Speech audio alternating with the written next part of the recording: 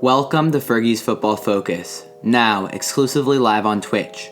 The link is in the description. And for me, it's just discussing one aspect of what has gone wrong at Arsenal. So if we look back at the club during the past 5 seasons, we have seen a significant decline and step backwards, despite them spending massive money. If we're looking at notable transfers just this past window, Ben White, Odegaard, Ramsdale, and Lokonga, and Arsenal spent 153 million euros. Obviously, a couple other players in there, but those were the notable signings.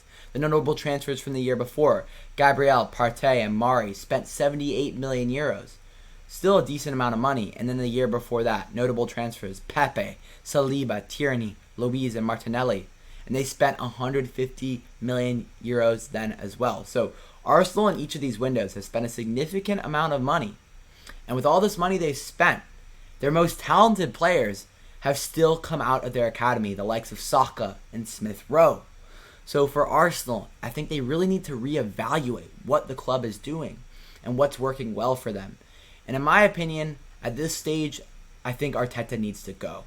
I think after the international break, if this club does not turn it around, I think it's time for Arteta to leave and for them to bring in a new manager. And if I'm Arsenal, I think I'd probably go an interim manager, and then at the end of the season, the likes of Graham Potter, a manager at Brighton, who plays a possession-based style of football, who's done very well with regards to XG, which is expected goals, and who's got Brighton playing some really great football in the Premier League with a team that, quite honestly, is not nearly as talented as this Arsenal team.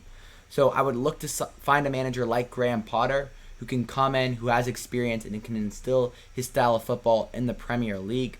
And then after that, if I'm Arsenal, I'm looking to target young players. Arsenal have already tried to go bring in, players in their prime, like Aubameyang, like Lacazette, and what has that done for them?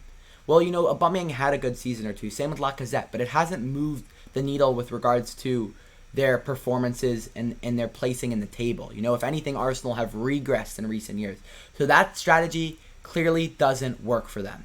So if I'm Arsenal, I'm looking to go after players, talented players at the academy level or young players, outside the Premier League as well for reasonable transfer fees and trying to bring them into Arsenal and then looking to, build a 3 to 5 year plan with a manager like Graham Potter where you're continuing to add young talent to the team.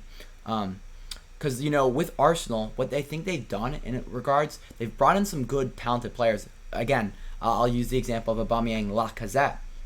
In the case of Aubameyang, though, they brought him in, he did really well. They gave him this massive contract to a player who's entering his 30s now, and we've seen him, take a step back with regards to his performance. And I think it's fair to say thus far, he has not lived up to his contract. So if you're Arsenal, you've got to restructure the way you're going about things, especially if you're not making the Champions League or the Europa League where you get that extra money in the door. So I think Arsenal's got to go to a style where they're bringing in young players. When those young players, really start to shine and get to this stage in their career where, a big contract is kind of risky, then looking to sell them and move them on and then reinvesting that money into the squad.